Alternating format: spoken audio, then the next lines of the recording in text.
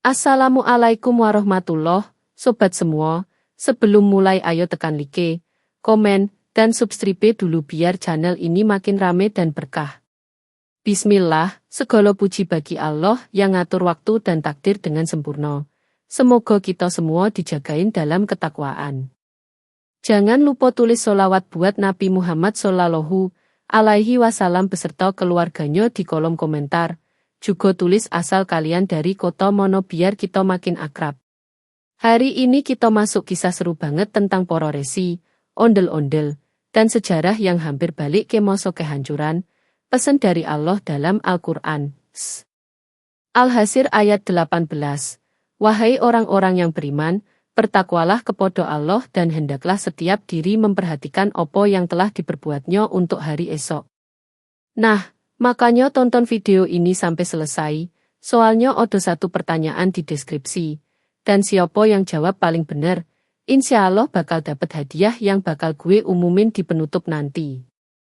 Di tanah Kahyangan Kidul yang bentangannya luas koyo kain batik raksasa dibentang di langit, para resi keturunan Wiraswasta Arya sedang ngalami perkara sing ora lumrah. Kahyangan Kidul sendiri bukan sembarang alam. Wilayah ini ada di antara lapisan angin dan lapisan cahaya, tempat di mana suara gamelan bisa mengalun tanpa pemain, dan awan kadang membentuk wajah para leluhur yang lagi mantau cucu-cucunya dari dunia atas. Di sinilah para resi keturunan Wiraswasta Arya tinggal dan melatih diri sejak muda. Ngelakoni topo kungkum, topong rame, sampai macem-macem titi laku supaya batin mereka bening koyo air sumur sendang.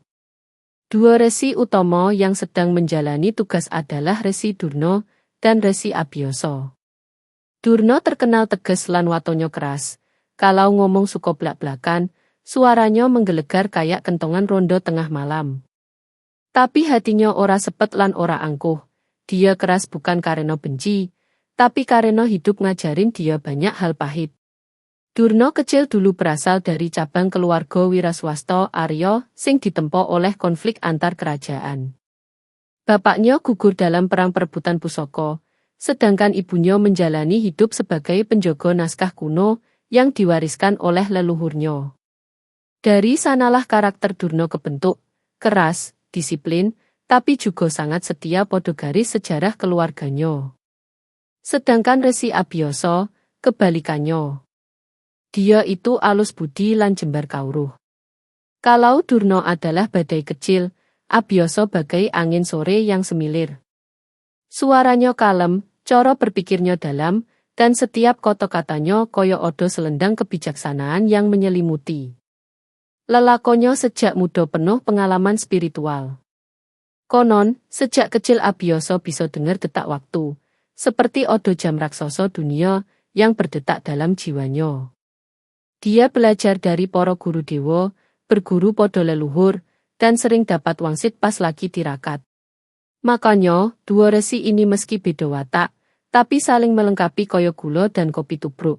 Pahit manis tapi kalau dicampur, pas banget.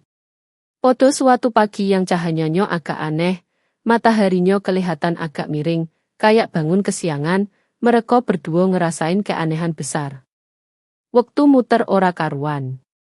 Bayang-bayang pagi bergerak ke barat, tapi suara ayam jago masih kedengeran dari arah timur. Air sungai ngalir tapi bentuk riaknya mundur, koyo film diputer kebalik.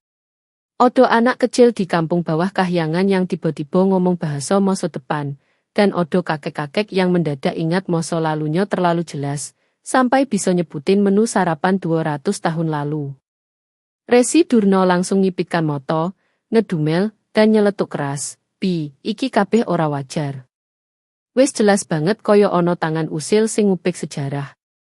Koyo ono sing megang kendali wektu, tapi ora ngerti pakainya.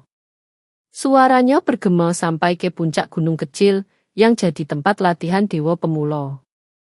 Angin berhenti sejenak, koyo pengen denger lebih jelas dia ngomong opo. Resi Abiyasa, yang dari tadi duduk bersila sambil megang tasbih batu langit, cuma ngangguk lirih. Matanya separuh merem, tapi batinnya awas. Durna, iki tando. Tando besar.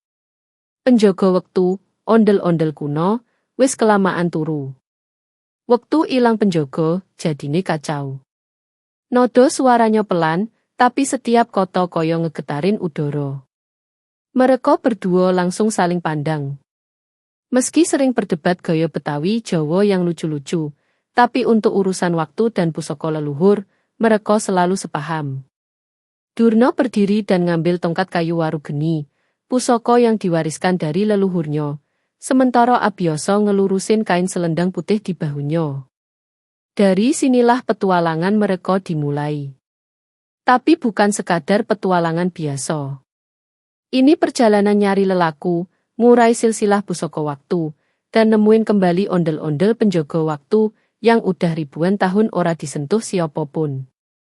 Cerita tentang ondel-ondel zaman kuno ini cuma hidup sebagai legenda di antara para dewa junior dan rakyat kampung dunia bawah.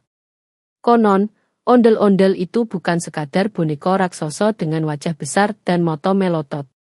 Dia adalah roh penjaga poros waktu, makhluk campuran seni budaya manusia dan amanah para dewa. Bentuknya sengaja dibuat mirip ondel-ondel Betawi biar bisa nyatu sama rakyat, tapi batinnya nyambung ke dimensi waktu dan sejarah.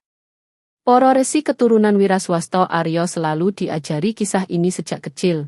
Kalau waktu mulai bocor, kalau sejarah mulai balik ke era kehancuran, kalau manusia mulai lupa mono masa lalu dan masa depan, maka salah satu tanda utamanya adalah tidur panjangnya sang penjaga waktu. Tidur itu bukan sembarang tidur, itu hibernasi kosmik, semacam mekanisme aman kalau dunia lagi dalam fase bahaya, tapi kalau terlalu lama, malah jadi sumber masalah. Durna mulai muter-muter di ruang pelataran Kahyangan Kidul sambil manyun. Kita kudu cepat, Bi. Yen waktu terus rusak, masa depan bisa kesedot balik menyang masa gelap, masa perang antar satria sing dulu ngabisin banyak orang. Dia nyebutin nomo-nomo kerajaan lawas, Mandrapura, Wiratadipa, Blambangan Atas, kerajaan-kerajaan yang dulu pernah perang memperebutkan tahta, kesaktian, dan pusaka. Abiyasa berdiri pelan, nafasnya stabil, lalu menjawab, iki dudu soal masa gelap tok, no. Iki soal keseimbangan. Yen sejarahmu terbalik, generasi sing saiki bisa ilang. Leluhur bakal muncul lagi, cucu-cucu anyar bisa ketimpa masa lalu sing dudu jatahe. Ia kemudian meresapi udara dan menutup mata, mencoba mendengar detak waktu yang sejak pagi terdengar tidak stabil. Beberapa detik kemudian, angin berubah arah, dan udara ikut terbelah. Di kejauhan, samar-samar terlihat garis cahaya melengkung di langit, seolah ada pintu kecil kebuka lalu nutup lagi. Itu tanda retakan waktu yang mulai merembet. Semakin lama didimin, semakin besar. Wis wayahe, ujar Abiyasa pelan. Kita kudu nyusuri silsilah pusaka waktu. Kunci pertama, gua leluhur di lembah kidul. Durna mengangguk tanpa debat. Ya wes. Ayo jalan. Tapi ojo lomo-lomo, aku ora mau besok bangun-bangun tiba-tiba umurku balik dadi bocah lagi. Abiyasa ketawa kecil, nek kowe dadi bocah, opo ora tambah cerewet? Cerewet piye? Aku iki disiplin, bantah Durna, sambil nunjuk dodo sendiri. Angin kembali bertiup, membawa aroma khas tanah Kahyangan, bau dupa, angin gunung, suara gamelan yang entah muncul dari mono. Mereka dua berjalan bersisian, nyiapin hati, pikiran, dan pusaka, menuju petualangan panjang yang bakal nentuin nasib masa lalu, masa kini, lan masa depan. Dan di balik awan, wajah samar ondel-ondel kuno seolah mengintip, menunggu waktu tepat buat dibangunkan. Perjalanan menuju lembah itu lumayan panjang. Jalanan dari Kahyangan Kidul menurun menembus awan, lalu berganti jalur, yang dilewati angin panas seperti napas bumi. Kadang mereka harus melewati lorong-lorong cahaya, yang kedipannya bisa bikin orang pusing kalau nggak biasa. Durna sempet ngomel, iki cahaya opo strobo? Kayak lagi lewat hajatan Betawi, lampu warna-warni muter terus. Abiyasa cuma nyengir, wis, sing penting ora kesasar. Lembah iki ono di tengah semesta kecil, kudu sabar. Begitu mereka mendekat, suasana lembah berubah total. Tanahnya berwarna coklat tua kehitaman, seperti tanah yang disama oleh ribuan tahun energi kosmik. Angin yang datang dari arah kiri bawa aroma Betawi, wangi kerak telur, suara ketawa tukang lenong, dan dentingan kecil gambang kromong yang terdengar samar-samar entah dari mono. Sementara angin yang masuk dari arah kanan membawa nuansa Jawa, bunyi sinden lirih, alunan tembang macapat, dan gelegar kecil gamelan yang resonansenya dalam sampai terasa di tulang. Dan dari atas lembah, ada cahaya putih tipis seperti sutra melayang, cahaya yang dipercaya sebagai napas para dewa penjaga dimensi. Semua unsur itu bercampur jadi satu, menciptakan suasana yang aneh tapi indah, ngeri tapi ngangenin, membuat lembah ini seperti dunia hibrido yang gak bisa dijelaskan dengan logika biasa. Durna yang biasanya keras, tiba-tiba jadi agak hati-hati. Dia nyeletuk sambil melirik kiri kanan, gue berasa masuk kampung Betawi versi dewa. Tuh lihat, ada pohon kelopo tapi batangnya ukiran Jawa.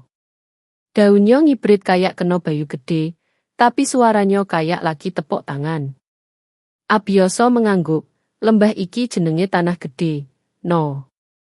Kabeh budaya nyampur, kabeh swara dadi siji. Iki titik tengah, tengah-tengah, sing ngubungke dunia waktu. Mereka berjalan lebih dalam. Tanah di bawah kaki terasa hangat, seolah menyimpan memori ribuan tahun. Dari kejauhan terlihat patung ondel-ondel besar berdiri di antara batu-batu raksasa. Patung itu bukan sembarang patung, bentuknya seperti gabungan ondel-ondel Betawi, raksasa Jawa kuno, dan simbol-simbol kosmologi dewa. Tingginya bisa kayak pohon beringin tua, wajahnya tersenyum lebar tapi di balik senyum itu ada aura seperti makhluk yang sedang tidur terlalu lama. Sebelum sampai ke patung itu, mereka melewati alun-alun kecil dengan batu-batu pipih berjajar. Batu-batu itu ternyata adalah prasasti waktu. Masing-masing batu punya ukiran yang berubah-ubah, kadang menunjukkan masa depan, kadang masa lalu. Durna sempat bengong pas lihat bayangan dirinya sendiri tapi versi tua, lagi gendong bayi. Weh, ini bayi siapa? Masa depan apa aneh? Abioso cuma jawab kalem, ora usah dipikir, masa depan iku iso berubah. Iki mung gambaran kemungkinan. Suara lembah makin jelas. Gambang kromong berdentang samar, seperti main sendiri tanpa pemain. Setiap dentingan kayak gelombang yang mengirim pesan, hati-hati, waktu gampang pecah. Sementara di sisi lain, mantra kuno ngegembreng seperti suara gamelan Jawa yang dipukul bareng-bareng oleh ribuan tangan tak terlihat. Ritmenya pelan, kemudian cepat, lalu pelan lagi. Resonansinya menggema sampai lingkar hati. Durna langsung garuk-garuk kepala, wah, kalau dua musik ini digabung, bisa-bisa nih lembah bikin konser sendiri. Abioso bilang, iki tanda penjaga wektu ngirim sinyal. Wektu wis retak. No. Nodo-nodo iki kanggo ngetokke keseimbangan sing wis goyah. Makin masuk ke tengah lembah, cuaca ikut berubah. Awan tiba-tiba turun ke bawah, bergulung pelan mengelilingi mereka. Setiap langkah yang mereka ambil kayak mengaktifkan gema lain. Cahaya di udara berkedip lembut. Kadang terlihat bayangan manusia zaman dulu, kadang bayangan kerajaan Jawa kuno, kadang gambaran kampung Betawi tempo dulu dengan anak-anak main egrang. Lalu Durna nyeletuk lagi untuk ngurangin tegangnya suasana. Gue kasih tahu dulu nih. Kalau ntar ondel-ondel itu bangun tapi bad mood, bisa-bisa kita dijepit cahaya. Pasti sakit banget tuh. Suaranya kenceng sampai gema baliknya kedengaran 3 kali. Abioso ngaak. Tawa yang jarang banget terdengar dari seorang resi kalem seperti dia. Durna, sing penting ojo sombong. Waktu iku halus, gampang tersinggung. Yen kesinggung, dadi ribet kabeh jagat. Durna ngelirik sambil nyengir, lah gue ini emang sombong opo disiplin? Disiplin sing ngerempet sombong, jawab Abioso santai. Wah enak aja. Gue ini, punya prinsip. Prinsip ora masalah, no. Tapi ojo sampe nguntal nalar. Kok jadi gue yang diceramahin? Soale awake dhewe lagi mlebu lembah sing sensitif. Yen wektu marah, kita loro iso ilang dadi debu sejarah.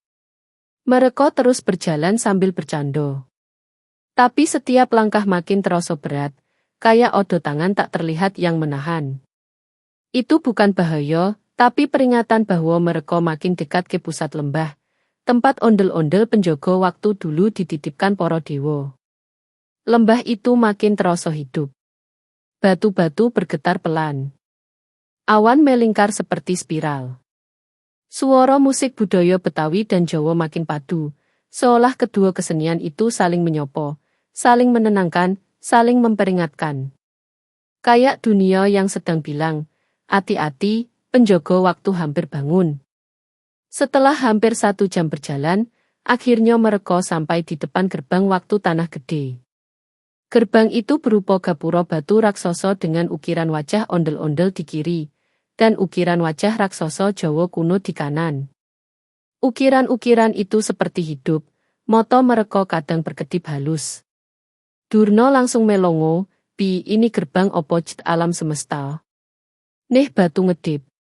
Abiyasa tersenyum lembut, "Iki tanda sambutan. Tanda yen kita dianggap layak mlebu."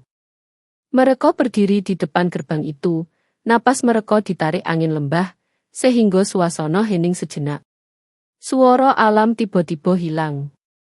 Musik mendadak berhenti. Angin menutup mulutnya. Bahkan cahaya seperti berhenti bergetar. Abiyasa menunduk, kemudian berbisik lirih, "Wektu wis nyawang kita, no." Dan tepat setelah itu, gerbang membuka diri tanpa disentuh siapapun. Masuknya mereka ke dalam gerbang itu bukan sekadar langkah fisik, tapi seperti langkah memasuki inti sejarah, pusat pusaran waktu, tempat ondel-ondel penjaga waktu menunggu untuk dibangunkan dari tidur kosmiknya. Petualangan mereka baru benar-benar dimulai. Saat mereka akhirnya nemuin ondel-ondel raksasa itu, sebuah sosok kolosal yang tertidur bersandar pada dinding batu purba. Seluruh aura waktu di lembah itu langsung berubah mendadak, seolah odo angin dari masa lain yang berdesir lewat celah dimensi. Ondel-ondel tersebut bukan sekadar boneka raksasa Betawi yang biasa ikut arak-arakan kampung, bukan pula sekadar simbol budaya yang dilestarikan manusia. Ia adalah penjaga rahasia kuno, wujud yang diciptakan pada masa ketika dewa dan manusia masih bisa duduk bareng di satu balai untuk berbicara soal nasib dunia. Sejak ribuan tahun lalu, para dewa menitipkan beban penjagaan waktu pada makhluk ini karena hanya ia yang tidak terikat oleh ambisi, dendam, dan godaan kekuasaan. Wujudnya tinggi, wajahnya putih dengan riasan khas, mata bulat besar tertutup rapat, dan rambut ijubnya menjuntai kaku. Namun di balik kesederhanaan bentuknya, ada aura yang luar biasa besar, kayak perpaduan antara letusan gunung purba dan bisikan lembut seorang ibu yang menidurkan anaknya.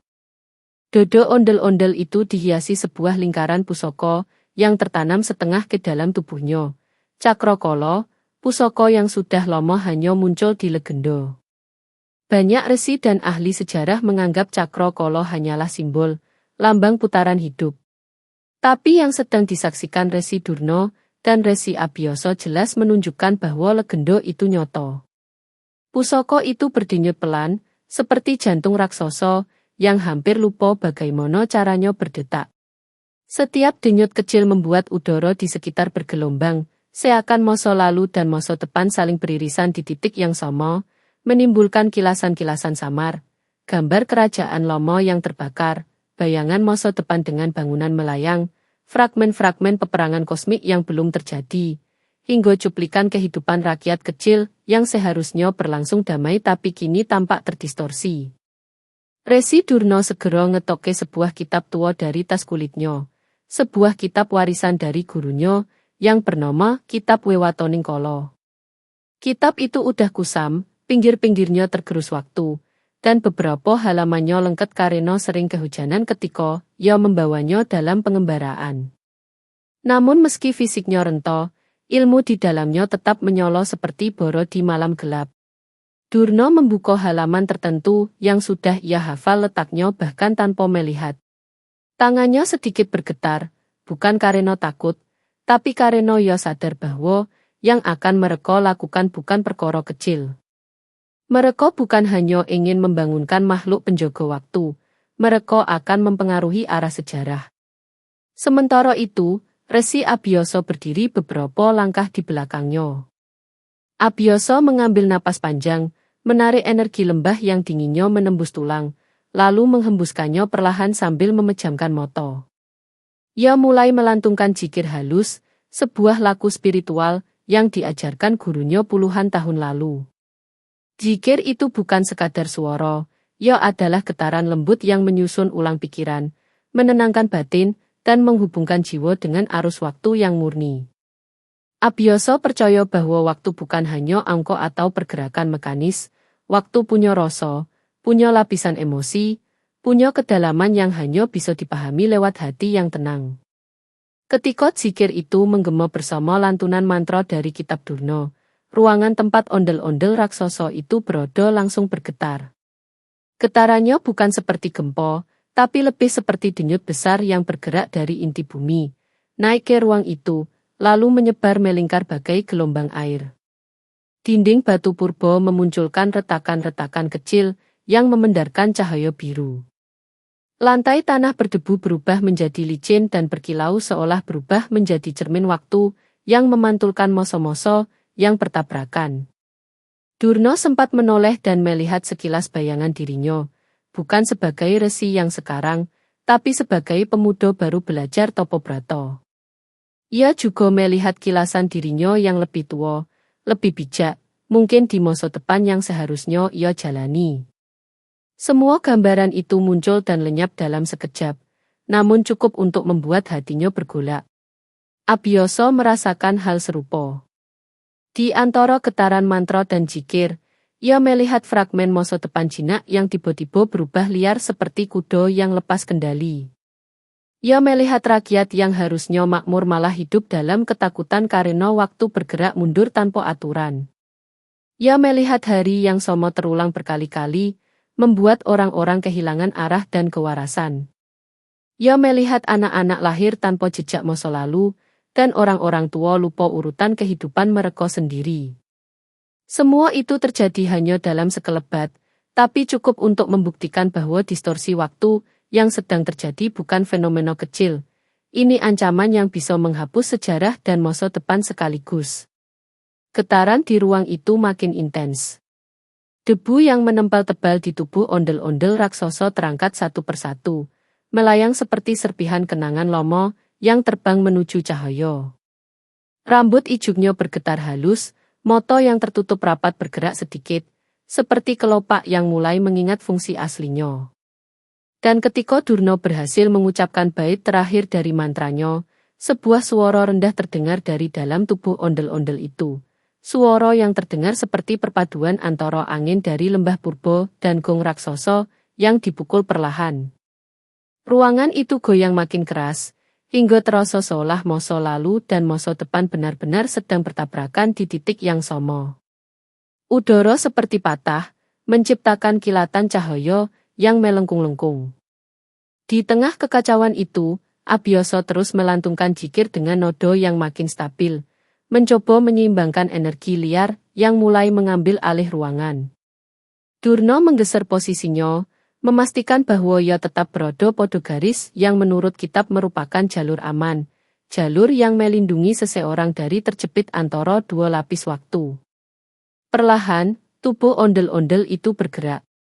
Sangat pelan pada awalnya, seperti batang pohon tua yang dipaksa oleh angin besar. Namun semakin lama, gerakannya semakin nyata, bahunya naik turun, dadanya mengembang, dan cakra kala di tengah dadanya bersinar makin terang. Cahaya itu memancar ke segala arah, menembus retakan lantai, memukul dinding ruang batu, dan memantulkan gema energi yang membuat waktu di sekitar mereka terasa sangat lentur, seolah detik-detik bisa ditarik dan ditekan sesuka hati.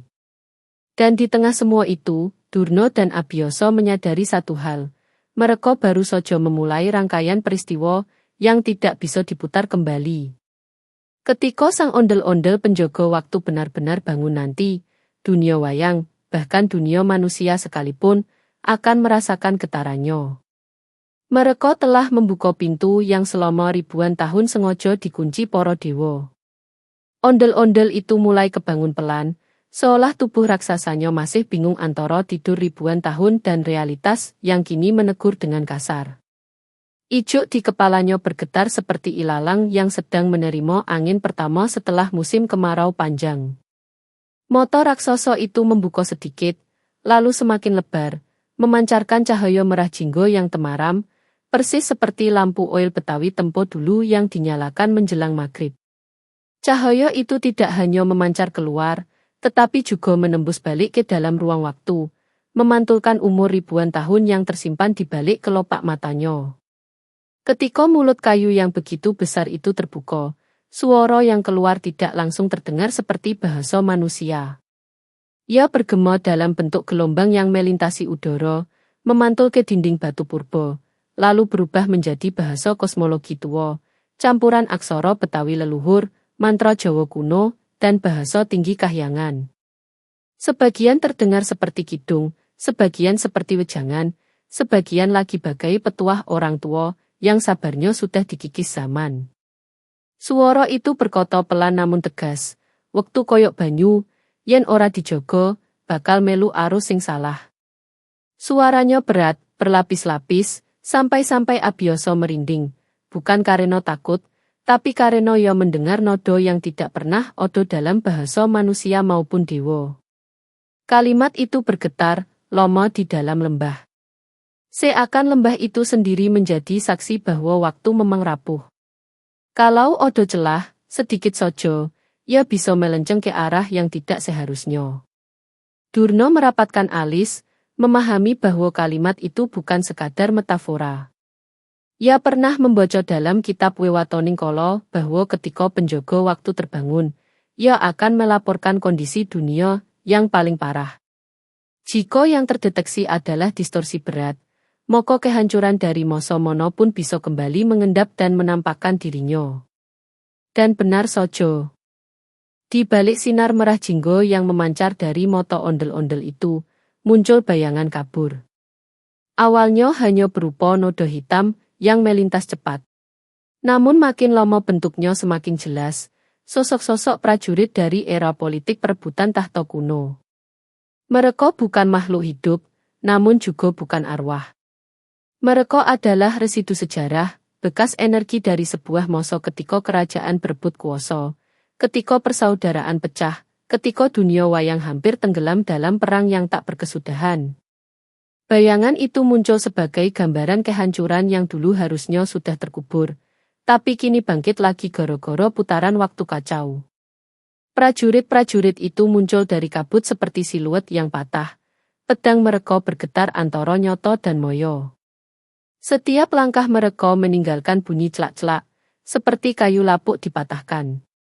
Mata mereka kosong, namun tatapannya menusuk masa kini. Durna spontan melangkah maju. Meskipun ia seorang resi, ia tetap pejuang yang memegang watak keras.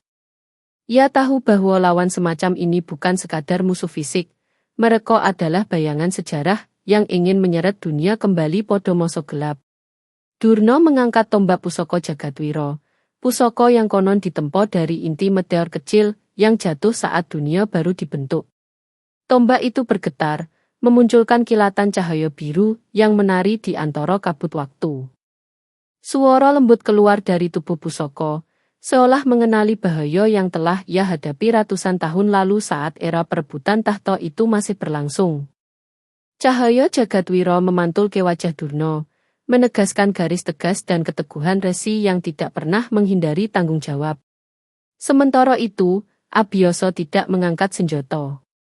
Ia justru menarik napas panjang dan mengibarkan ilmu kasih sayang keluarga, sebuah ilmu yang diwariskan oleh leluhur, yang paham bahwa beberapa pertempuran tidak bisa diselesaikan dengan kekuatan keras.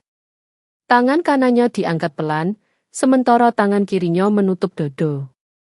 Ia mengalirkan energi lembut yang sumbernya bukan dari amarah, tetapi dari cinta dan ketulusan. Cahaya putih kemasan muncul dari tubuhnya, membentuk lingkaran yang menyelubungi sebagian ruang.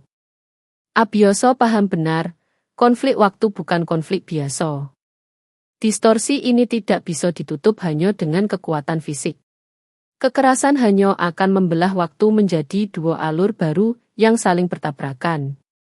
Karena itu, yang mereka butuhkan adalah kebijaksanaan, ilmu yang bisa melunakkan tepi waktu, menyatukan garis sejarah, dan menenangkan energi-energi liar yang membawa dendam masa lalu. Ondel-ondel itu sendiri mengamati semuanya tanpa bergerak, tapi juga tanpa benar-benar diam. Cahaya dari mata dan pusaka cakra kala di dadanya berkedip-kedip, seolah sedang mengukur tingkat bahaya. Sesekali terdengar gumaman kosmologi tua yang diulang dalam nada rendah. Mungkin itu doa. Mungkin itu hitungan waktu. Mungkin itu peringatan. Bayangan prajurit-prajurit itu mulai mendekat. Langkah mereka membelah kabut sejarah. Mereka tidak berbicara, tapi aura mereka berbunyi lantang. Ini adalah masa kehancuran yang dulu hampir menghapus dunia. Sekarang ia kembali, bukan karena kemauan mereka, tapi karena pintu waktu terlalu longgar dan bebas. Durna maju selangkah dan menancapkan ujung Jagadwira ke tanah. Cahaya biru menyebar, melingkar seperti riak air. Riak itu bertemu dengan cahaya putih dari ilmu kasih sayang Abiyasa. Dua cahaya ini tidak bertabrakan, tapi menyatu, biru dan putih saling selimuti, membentuk perisai energi yang perlahan-lahan menahan langkah para prajurit bayangan. Waktu ora butuh pahlawan baru, bisik Abiyasa sambil memejamkan mata. Waktu hanya perlu diingatkan bagaimana caranya bernapas. Durna mengangguk. Wis wayahe, Bi. Kita kudu nutup gerbang kepungan sejarah iki. Yen ora, sejarah rusak bakal mlaku kaya banjir. Cahaya dari dua resi itu perlahan berubah menjadi spiral lembut, memutar seperti pusaran angin kecil tapi berkekuatan halus. Spiral itu menyambung ke cakra kala di dodo ondel-ondel. Dan untuk pertama kalinya setelah ribuan tahun, pusaka itu berputar pelan. Putarannya membuat ruang sekitar berubah menjadi lembaran-lembaran waktu yang terbuka. Masa yang sudah lewat, masa yang baru, dan masa yang seharusnya hadir. Para prajurit bayangan itu mulai pecah. Bukan karena diserang, tapi karena energi sejarah mereka mulai kehilangan pijakan. Mereka bukan makhluk jahat, mereka hanya bayangan kesalahan masa lalu yang dipanggil oleh distorsi waktu. Ketika garis waktu kembali diseimbangkan, mereka memudar seperti debu yang tertiup angin senja. Ondel-ondel itu kemudian berbicara lagi, suaranya lebih jernih dan dalam. Sing nyawiji lan tulus bakal dadi jangkar. Tanpa welas asih, wektu bakal pecah dadi wengi tanpa fajar. Kalimat itu membuat Durna dan Abiyasa saling menatap. Mereka sadar bahwa perjalanan ini belum selesai. Menutup distorsi kecil di lembah adalah satu hal, tapi masih ada arus waktu besar yang melenceng di belahan dunia lain. Durna, ujar Abiyasa pelan, kita baru nyentuh pinggirannya. Sing bobot ana ing tengah. Durna mencengkeram Jagadwira lebih erat. Aku ngerti.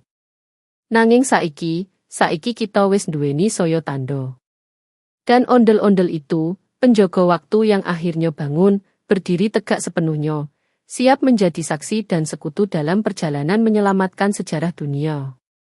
Dalam perang sing rame koyo pasar malam tapi tetep ngeri, suasananya aneh banget, antara merinding lan pengen ketawa. Kenapa?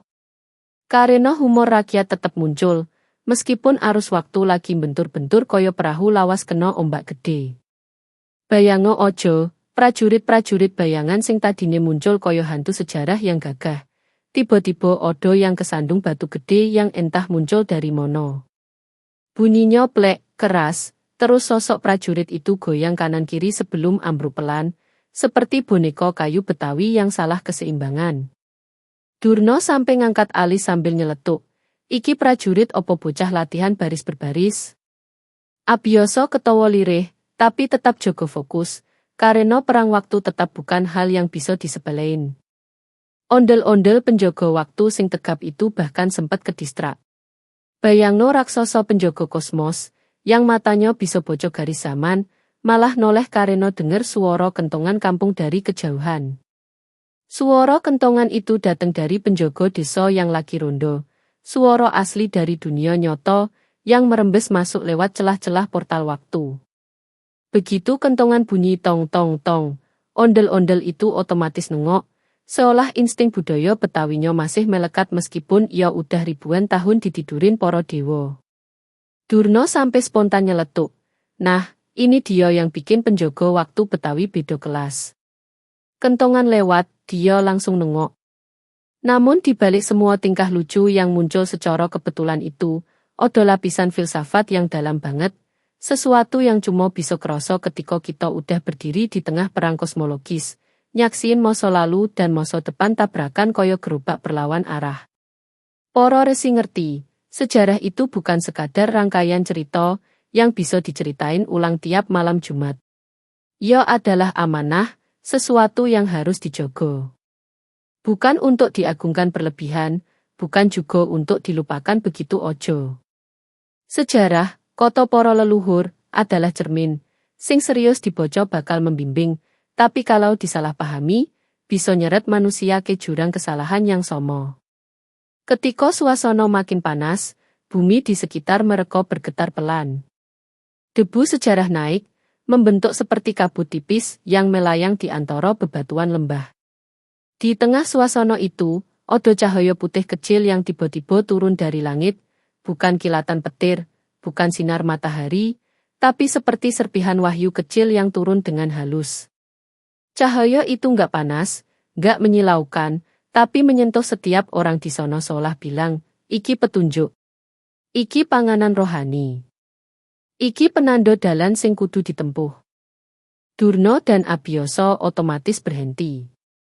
Mereka menarik napas bersamaan, merasakan cahaya itu seperti menyusup lewat pori-pori kulit, masuk ke nadi, terus nyebar ke pikiran. Durna yang biasanya keras langsung jadi tenang, tatapannya berubah dalam, seakan bisa melihat semua garis waktu secara bersamaan. Abiyasa yang sejak awal udah lembut, makin tambah bening budi pekertinya. Cahaya itu memberi pemahaman baru, pemahaman sing ora bisa didapat dari kitab, laku topo brato, atau petuah guru. Istilahnya, itu wejangan langsung dari langit, wahyu kecil yang dihadiahkan untuk mengikat hati para penjaga waktu. Mereka sadar satu hal penting. Masa lalu bukan untuk diulang. Masa lalu itu untuk diambil ibrohnya, pelajaran yang nembus sampai inti hati. Para resi ngerti bahwa kalau dunia wayang gagal ngambil ibroh dari sejarah lamanya, maka dunia itu bakal bolak-balik menghadapi kehancuran yang sama, kayak kaset usang yang macet di bagian lagu yang rusak. Prajurit bayangan itu adalah bukti hidup, residu kesalahan masa lalulah yang mengintai masa depan. Dengan kesadaran baru itu, para resi bergerak lebih mantap. Durna ngangkat Jagadwira, tombaknya berpendar biru, tapi kali ini sinarnya bukan agresif, melainkan stabil, seperti api lilin yang siap menuntun perjalanan malam. Abiyasa memutar energi kasih sayang keluarga, membentuk lingkaran lembut yang menyelimuti lembah. Sementara itu, ondel-ondel penjaga waktu berdiri tegak, pusaka cakra kala di dadanya mulai berputar lebih cepat, menyatukan cahaya biru, putih, dan merah jinggo menjadi satu aliran kosmis. Pusaran itu mengembang pelan. Retakan sejarah yang tadinya terlihat seperti garis hitam tak beraturan makin mengecil.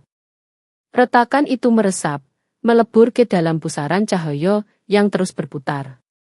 Suara-suara masa lalu yang tadinya bersahutan, jeritan perang, tabuhan genderang, teriakan rebutan tahta, semua memudar seperti distorsi radio yang makin menjauh. Bahkan bayangan prajurit-prajurit kuno itu mulai pudar satu persatu. Mereka memudar bukan karena dimusnahkan, tetapi karena mereka telah kembali ke tempat asalnya, lembar sejarah yang tertutup rapi. Durna lalu bilang lirih, "Bi, iki kabeh ora mung perang. Iki ujian kanggo ati." Abiyasa mengangguk pelan, sejarah iku kaya anak kecil, yen gak dijogo, gampang kesasar. Ondel-ondel itu pun bersuara lagi, kali ini lebih dalam, lebih stabil. Seperti suara gunung yang berbicara setelah lomo diam sing iso njaga welas lan tepos liro, iku sing dadi penjaga wektu sejati. Dudu sing kuat pukulan, nanging sing kuat hatin. Kalimat itu memantul di seluruh lembah, membawa nuansa damai yang belum pernah hadir sejak distorsi waktu dimulai. Burung-burung kecil tiba-tiba muncul dari balik bebatuan, seolah merasa aman kembali. Awan tipis yang melintas di atas kepala bergerak lebih pelan, seperti waktu benar-benar sudah kembali ke ritme yang benar. Dengan kekuatan gabungan, kebijaksanaan Abiyasa, ketegasan Durna, dan kewibawaan ondel-ondel penjaga waktu, mereka berhasil nutup retakan sejarah, nalengin kekacauan sing sempat bikin dunia wayang hampir balik ke era gelap. Semua energi liar yang sebelumnya muter tanpa arah akhirnya ditarik masuk ke Cakrakala, disegel, terus dipulihkan. Hening turun. Tapi bukan hening menakutkan, ini hening yang seperti usai hujan besar, bahwa bumi siap bernafas lagi. Abiyasa berdiri tegap, menatap langit, terus bilang, waktu wis normal. Muga ora ana sing ngusik maneh. Durna menghela napas panjang. Sing penting, kita wis ngerti pelajarane. Ondel-ondel penjaga waktu menunduk pelan. Gestur kecil, tapi penuh makna. Seolah ia bilang, perjalanan belum selesai. Tapi hari ini, sejarah sudah selamat.